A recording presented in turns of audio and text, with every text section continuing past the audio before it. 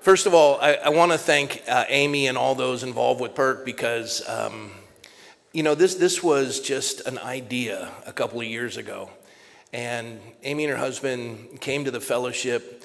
They were struggling, having left a separate religion and just disillusioned and hurting. And they found a safe haven here amongst all of you and were deeply loved on. And then we went through the COVID issues and all of that. And, cream rises. And Amy's a doer. And she saw great need. And she wanted to contend for our children. And she put this together and worked so feverishly and so diligently. And she's afforded me the opportunity to be introduced to some of the most amazing people in the country. And I have to tell you, I always say this, I feel like I have the Forrest Gump anointing. I end up, what's wrong? Go 15 minutes long, Tulsi's running late. Okay. Did you all hear that on the mic? Yeah. Basically it was keep talking. Yeah. Did you hear the story about, no, I'm kidding. No, but as Amy had this heart's desire to put this together, and right now our children are just massively under attack. What they're facing is unprecedented in the history of this nation. And I don't think people are aware of how nefarious it is. And they're targeted. Their educational system is targeted, their health institutions are targeted, their houses of worship are targeted. And so when you get a speaker like Tulsi Gabbard, here's a woman who is a lieutenant colonel in the U.S. Army. She's a combat veteran, yeah.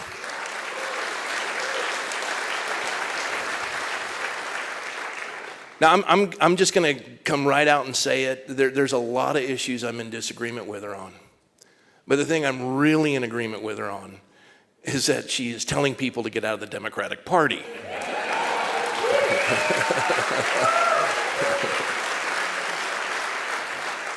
And listen, I don't even have a problem if you go independent. It's kind of like when I'm talking to Dr. James Lindsay and he says that he's an atheist. And I said, no, Dr. Lindsay, you believe in absolute truth. That makes you an agnostic.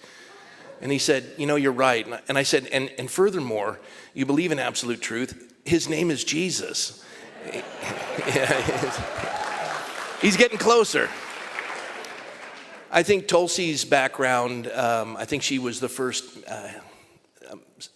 American Samoan elected to office. She was elected at 21 years of age into the House of Representatives. That's pretty remarkable. And I think reading her bio, at one point she was Hindu, but as you look at her social media accounts, she's quoting scripture continually, which is kind of exciting to me because you can't go wrong quoting scripture. And I love her position on, and some of you are like, there's the crying baby, what's up with that? It's okay, just relax. Just focus on my voice. Stop that. I like her position, especially as a military reservist, that she understands the danger of the industrial war complex, endless wars that are killing our young men and women. We are spending every 100 days, we have another $1 trillion of debt. They're trying to break this country by just massive spending. And when you get somebody who steps outside of the echo chamber and says something is terribly wrong, and I've watched her interviews with Tucker before Tucker got jettisoned, and now he's even stronger. He's like Mothra. The more you attack him, the stronger he gets. And this is a woman on a quest for truth. Now, as I said, there are issues that I'm in full disagreement with her on, but I will never be disappointed with anyone who's pursuing truth. And for all of us, we're to be patient. That's a remarkable aspect of a constitutional republic, that you can disagree and you debate these topics in a reasonable manner with civility. You've often heard me say that people aren't the enemy, they're the opportunity. And here we are gathered in a house of worship, but in all intents and purposes, it's a building. It's a building that we allow organizations to use. Some people think, what is a church doing welcoming a political figure? Well, exactly what a church is supposed to do. She's not here yet. It's okay. Oh, here she is, Amy and her husband and her family. Come on, let's clap for them.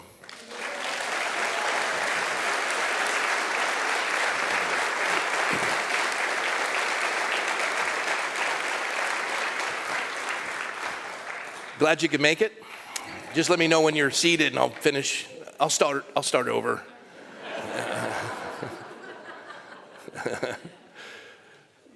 I was going to go into comedy, but ministry pays better.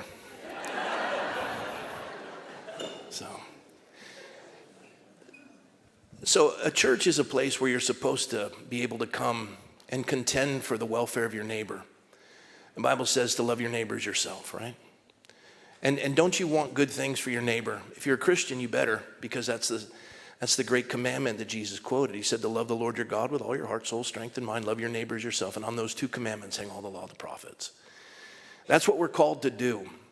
And so if you have people who are coming and asking for your endorsement, or they have an influencing voice in the nation, in the political arena, and know how to navigate these waters, and their voice is influencing another generation, maybe even younger than my own, you want to be able to have them come and listen to them and be able to interact. And then you get to share with people what you've learned, and that makes a community stronger. There will be people that will come when we do PERK events that you may or may not agree with. That's great. And I get a kick out of this in the church in America today. People think that COVID was divisive. COVID wasn't dividing. COVID was a highlighter that showed where the divisions already existed. People say President Trump was divisive.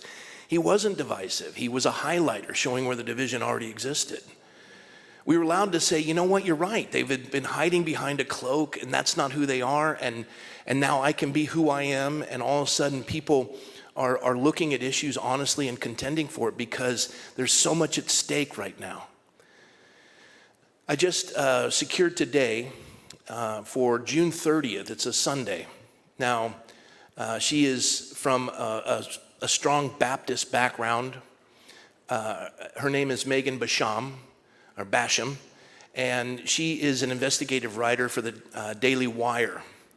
She used to do movie reviews for World Magazine, but she has done one of the most remarkable deep dives investigatively on the church in America. Currently, right now, there is a Marxist infiltration of the church. And when I say that, you can put different terms to it. That's just the one I'm using. And they're funded by George Soros. So when Megan comes on June 30th, she'll briefly speak at all three of the morning services, and then Sunday night we're going to do an event exactly like this. She'll speak, she'll show you in-depth, documented insights into the infiltration of what's happening in the church in America. I want you to invite every pastor in the community to come, anyone you can think of that is influential in Christendom to come. They don't have to agree with Godspeak, they don't have to agree with our theological positions, but what they need to know is that this is insidious and it's coming and it's here and it's rapidly increasing. She will show how the evangelical colleges and universities in America under that banner are being funded by Soros organizations, that the Rockefeller Institute has funded what is now called the After Party program to teach Christians to stay out of the political arena. And this is Bible study curriculum that Russell Moore and others, 7 of the last 9 presidents of the Southern Baptist Convention are all funded by Soros organizations. The Gospel Coalition is funded by Soros organizations. Many of the people that you have come to love, that I have, and they were my heroes. Rick Warren in particular was used by God to have a profound influence on my life. He too is part of this sad move of the left. And the World Health Organization, the World Economic Forum, all of these folks are working tirelessly to remove the moral fiber of America. the church in America is the last vestige that is holding to moral principles, that is holding off and staving off this globalist agenda. But the church is under massive attack.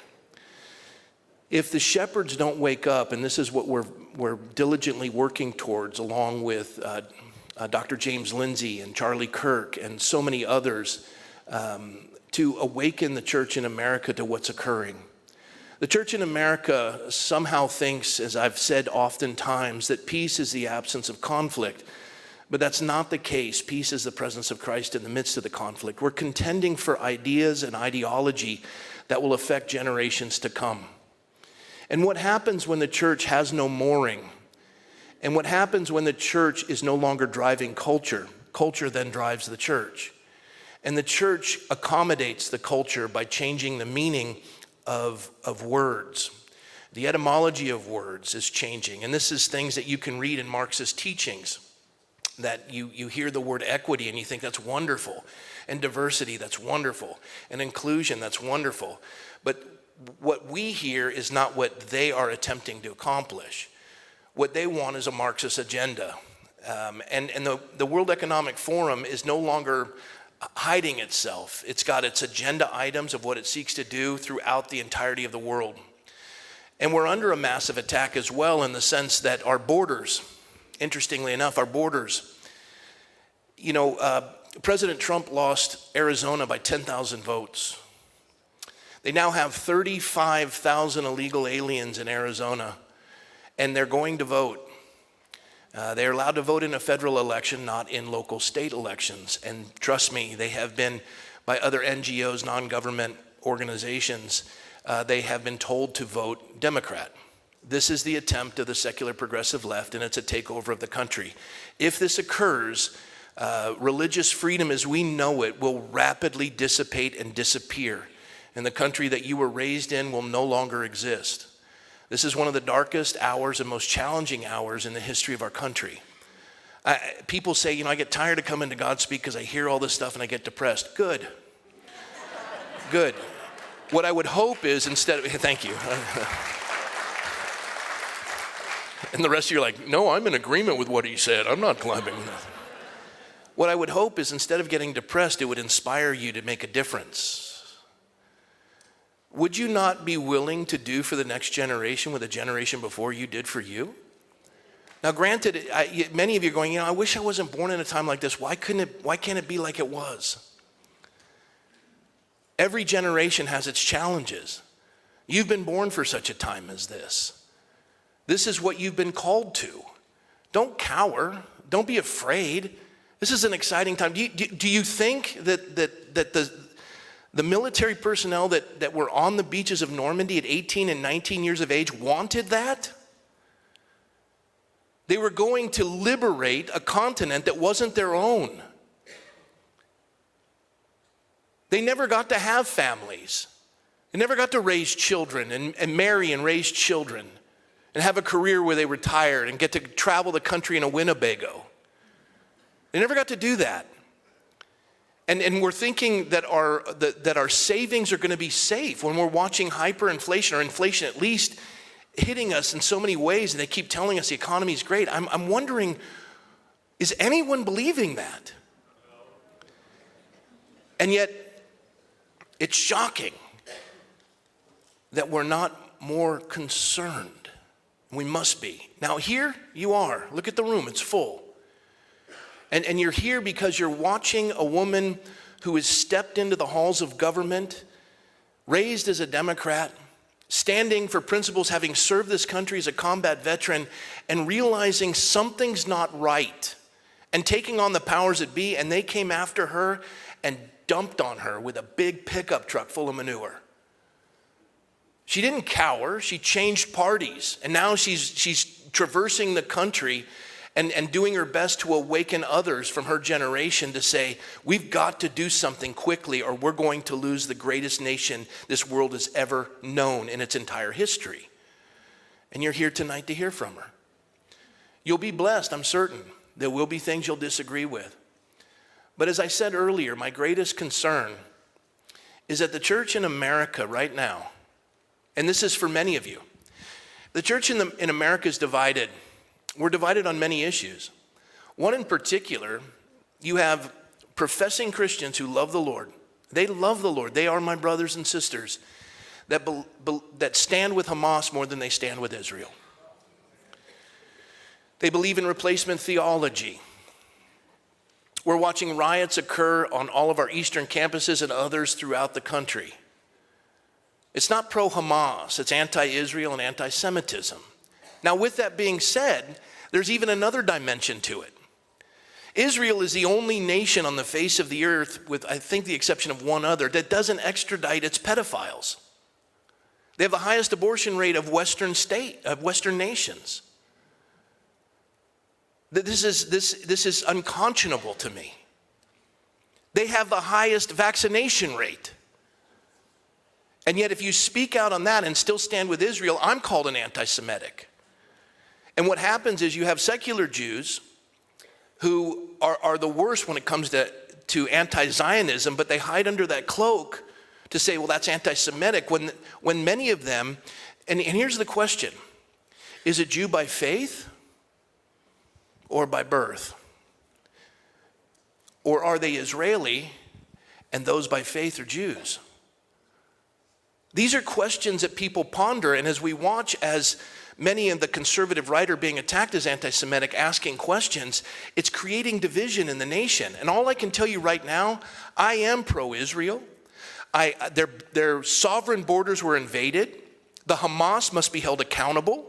What's happening in our campuses, they're just useful idiots that are being manipulated, and because they haven't been educated, they've been indoctrinated. At universities that used to produce the most educated young people on the earth. And we're having to contend with that. We have to do our homework. We must be prepared. We must understand what we're facing as a nation, because the one thing the enemy wants to do is divide and conquer. And if he can get us to be upset over little issues and divide over those, the Bible commands us to endeavor to keep the unity of the Spirit and the bond of peace.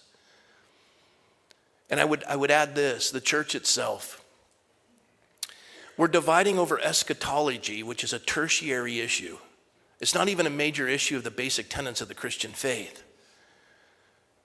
We're dividing over these things. You come into a church, and we used to call it non-denominational. And Calvary's used to pride themselves on being non-denominational. We're a non-denominational Protestant church. And they go, wait a minute, there's 1,800 of you churches around the country. How can you be non-denominational? Well, we don't send anything to a central location, and each church is like In-N-Out Burger. It's independently owned and operated. But we all hold to basic tenets, which are called the Calvary distinctives. And so in that sense, we all hold the theological position, pre-trib, premillennial, and we go through all of that. And we're dispensational and on and on and on. Well, then people come into a non-denominational church and they say, well, you don't teach exegetically, which means verse by verse, chapter by chapter, book by book. You teach topically. So all of a sudden you're out. And I often say to people, can you give me one message that Jesus gave that was exegetical? Now, I know we're to teach the whole counsel of God, but I won't dismiss a brother or sister who doesn't teach exegetically. I've come into some amazing churches that are doing great work. When all this happened, and I looked to my left and I looked to my right, it's not so much the voice of my enemies as it was the silence of my friends.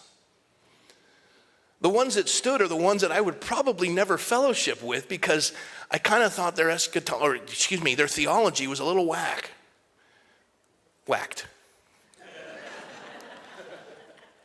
And yet, as I would spend time with them and contend for the things we held in common, because listen, if we don't get liberty right, we're going to be arguing these theological differences from prison. The church must be awakened, and we don't have the luxury of division right now. There's not enough of us. And if the enemy can cause us to divide over the silliest of issues, and they're not silly to you, and that's why I am pushing for, we're going past non-denominational. Denominations in this country are dwindling rapidly because when you concentrate power, the same thing happens as it does in the federal government. They wanted the power pushed to the states and to the local places, but it's now centralized into Washington, D.C. I think the first thing that President Trump should do is remove every one of the departments, Department of Transportation, and move them out of Washington, D.C. Make the property values in D.C. plummet. And if you have investments there, I apologize, but I've given you fair warning. Sell them now. But when it centralizes, you have problems because that means a few can infiltrate and then change it from the top down. People who are well-meaning no longer have the power to make the decisions and are removed from the organization. We're watching this as one of the bishops in the Catholic Church who stood in opposition to the blessings of homosexual marriages against the Pope's wishes was removed. And yet you have a convicted pedophile who's still holding his position. And these are things to me that are unconscionable, but that's what happens when you centralize. And so and for my Catholic brothers and sisters, you're not thrilled with your Pope right now. If you were a believer in Jesus Christ, you're struggling over that. It's like our generals at the highest levels of our government, 2-star and above, they think the greatest existential threat to America is climate change. The next president that comes in, who is Donald Trump, he needs to remove all 2 stars and above. Just get rid of them.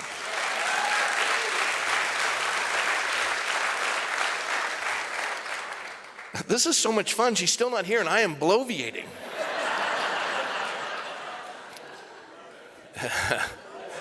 All right, I'll keep going. Here we go. So what I'm proposing to the church in America is not my own idea, but one that was put together by a dear friend, Miles Lucas. Miles got together with another friend of his, Michael Foster, and the two of them saw the condition of the church in America and realized how it's under attack, and they're both erudite, and they're also autodidactic, self-trained, and brilliant men that read voraciously. Their grasp of church history is unequaled of the people I've met in my lifetime. And Miles came up with this wonderful insight. He says, we're going past non-denominational, we're now going to post-denominationalism. Now, post-denominationalism is this. It's where you come into a church and you have your tertiary theological positions, like you believe that it has to be expository teaching, or you have a different eschatological position, which means a study of the end times, or whatever it is. It's not a basic tenet of the Christian faith, but it's important to you. You believe in believers' baptisms as opposed to infant baptisms or dedications. And these are issues that are important to you because you were raised that way. And you must be baptized to be saved. Now that could be a major tenet in your faith, and that'd be a hard one to get around, but that's a tough one. And so you come into a church and you say, yeah, I disagree with it, but this is community. And we're going to have civil conversations about it, and I'm not going to try to change the church to fit my mold. I understand their positions, but I love the fact that I'm part of this community and that my ideas are not hindered, and I'm allowed to discuss them, but I have to remember that this is where we are, and this is what this church is about. And I will agree to disagree for the basic purpose that we need to move forward in contending and defending for liberty. And I think that's going to be a great awakening in this nation as that happens. What we found here at Godspeak is that as we have stood for liberty, it has been the greatest harvest of souls we've ever witnessed in the 23 years that I've been the pastor of this church.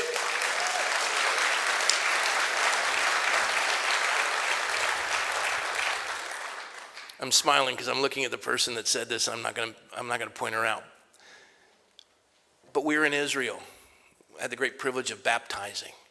One of my favorite comments by one of the folks who went on the trip, she looked at me and she says, Pastor Rob, I came to Godspeak for the politics, and I stayed for Jesus.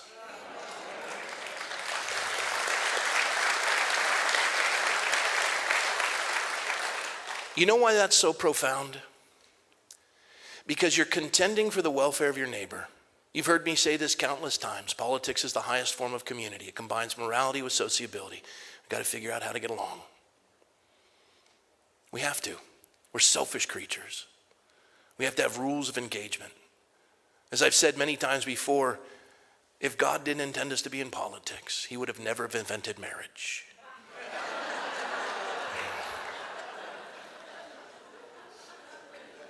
And so when the Lord says to love your neighbor as yourself, do you want your neighbors to have healthy children who are not injected with experimental medications? Do you want your neighbors' older family members not to have to die alone because of a scamdemic? It's now estimated we've lost 19 million people around the world to this shot. Nobody picks it up, nobody discusses it.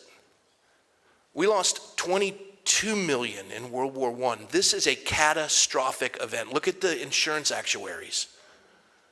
This is troubling. Wouldn't we want that to end for the sake of our neighbors? Yes? And so that's our point. We do these events, Amy does these events, so that we are educated and we can do good for our neighbors. For those of you who aren't Godspeak attenders, thank you for coming tonight. Yeah. You ready? She's saying 10 more minutes. I don't have 10 more minutes. I got 5. I'll give you 5. Oh, you want to talk? I want to talk. Rob and I never get to see each other, so we thought we would just have a conversation here while you guys listen. And I want to ask you some questions about a hot topic that's going on right now, because I'm getting hit from 2 sides on this issue that... This is unstaged and I'm scared to death.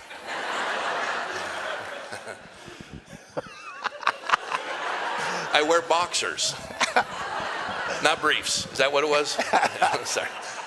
Oh, go ahead. I'll be Laurel if you'll be Hardy. Right. So, who's the heavy one? I forget. Okay. So, President Trump is relaxing his perspective on the pro-life position. Yeah. Carrie Lake is relaxing her position, and it's to win. And so now we have this movement, Christians should make a stand, not even go. Once again, it's... All right, I got you. Let me jump on it. Just go. Yeah. Go. He's like push play, just push the button. Okay. So Seth Gruber was here, and he did a remarkable job.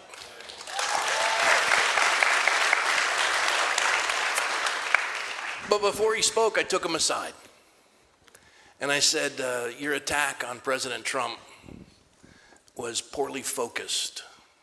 He said, what do you mean? I said, this is a man who, I don't know that he's a professing believer.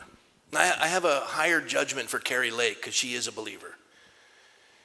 And I say this to the churches in America. You adjust to the culture as opposed to driving it. So when Black Lives Matter became the big push, which was a Marxist move, you posted a black tile. And then when Roe v. Wade was overturned, you said nothing.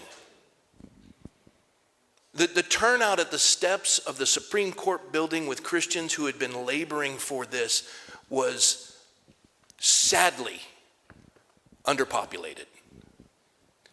People were ashamed as Christians with the overturning. They didn't even want to talk about it. They almost felt like they had to apologize. And if you really think Black Lives Matter, Pastor, 6% of America's population, which is black childbearing females, is responsible for 40% of the abortions in America. It's a holocaust on the black community. Margaret Sanger was a eugenicist who wanted to get rid of what she called the Negro problem. And the lion's share of Planned Parenthoods are in black communities. So if you believe Black Lives Matter, where were you? And what was the overturning of Roe v. Wade? It pushed it to the state level, where you have the greater representation and the ability to change your state.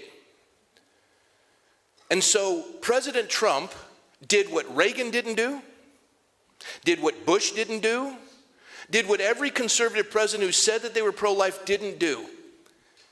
And he got Supreme Court justices to overturn Roe v. Wade, which was a travesty. It was judicial fiat. And they overturn it and put it to the states. Now what happens? State legislators step up to make abortion laws stronger in their state, and they get eviscerated because Christians are the worst voters in America. Estimated 65 million to 85 million evangelicals, of which only half are registered to vote, and of the half that register to vote, only half of those vote in a presidential election and 12% in a non-presidential election. And so we love our moral pietism where we stand back and we say, see, he's a limousine liberal, he was a Planned Parenthood supporter, and now he's backed off on the life issue. You know why he did that? He's a pragmatist. He's watching that he realizes abortion's going to be irrelevant when we lose this country. You want to see lives eviscerated? Communism's really good. I think billions have died. And so he's looking and he's saying, Christians just aren't showing up. And I have to appeal to the largest population possible to win this thing because they're going to manufacture votes. And we stand back and say, well, I just can't vote for a man who's been 3 times married, twice divorced, and now is pro-choice. Okay, who are you going to vote for? Well, I'm not going to vote. Then you're going to vote for the opposition. Oh, I'm going to vote for a third-party candidate. Then you're voting for the opposition. You say, well, I'm tired of voting for the lesser of two evils. Unless Jesus Christ is running for office, you'll always be voting for the lesser of two evils. Get over it. Politics is done incrementally. And all I can tell you is no one's done more for life in my lifetime than President Trump. Last part.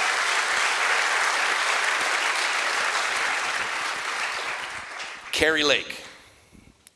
She's a professing believer.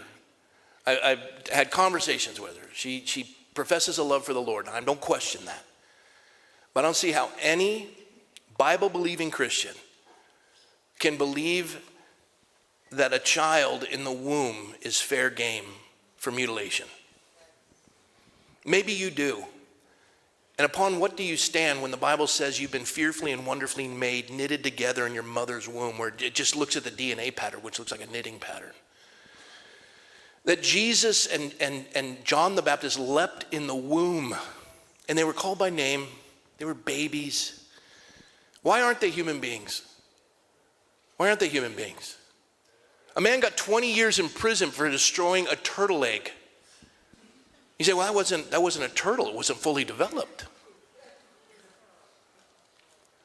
The logic doesn't hold with the position. It may be convenient for you. It may be that you can have easier dinner parties. It may seem as though you're compassionate. You say, well, what about rape and incest? Less than 1% of abortions are rape and incest. And I would even stand with you on that because I know of a little girl, and I can't go into detail, and her mother. And I've come to realize that's not even a position. It's just watching how God heals and the things he does. And the people I've met who were children of rape that have accomplished great things. I think Ella Fitzgerald was a child of rape. I know that's awful. I wouldn't wish it on anyone. Wouldn't it be nice if a community would come around those moms? Wouldn't it be neat? You know, the folks that do the most adopting are Christians. And now the infiltration of our foster parent programs are under attack now. They're trying to do litmus tests to remove your faith in relation to that. Our children are under attack. But with Carrie Lake, I'll just say this. They're going to bankrupt her. They're doing to her what they're doing to Trump. What does he have, 91 indictments now? They are running her through lawfare. She's given everything she has. If she doesn't win office, they will obliterate her. If she wins, she'll be able to regain her losses and somehow come out even. And she's looking at the landscape, and many believe with the McCain Republicans in Arizona, with the passing of that legislation that, nobody expected it, and they're wondering why they did it. And many believe it was an attack on Carrie Lake. And she's scared, and she makes a decision I don't agree with. But until you walk a mile in her shoes, And again, I think when it comes to legislation, she'll rule in favor of children. But if you haven't run for office, you don't know how difficult it is. And they're all asked to make compromises. Some of you are in Hollywood. Folks, I won't kiss anyone but my wife. And then you get blacklisted. And they do it by increments. I don't want Carrie to fall prey to that. But it's amazing how Christendom, we immediately eat our own instead of saying, you know what, I got to pray for her. She's under massive, intense pressure. That's not our first go-to. We just dump on her. Good? So, sorry, what I said to Seth was, why don't you target the Christians who haven't done anything in their state now that they have the power to move their state legislators? Where have they been when these legislators have stood in opposition to the destruction of children in the womb and Christians don't show up to defend them? Why don't you target it there? To the pastors who are silent. Why must we immediately go after the one who's done the most heavy lifting? And to Seth's credit, he got it. And I love Seth's passion for the unborn. It's unequaled in this country. And in the Overton window, that guy, and what he's doing, he's just pushing. He's pushing so far to the right that it makes the middle that much stronger. And I'm grateful for the work he does. And he faces death threats every day. So there's my answer. Was that 5 minutes? That's it. Thank you, Pastor Rob. You bet. All right, thanks. Yeah. All right. Give Pastor Rob a hand. Thanks, everybody.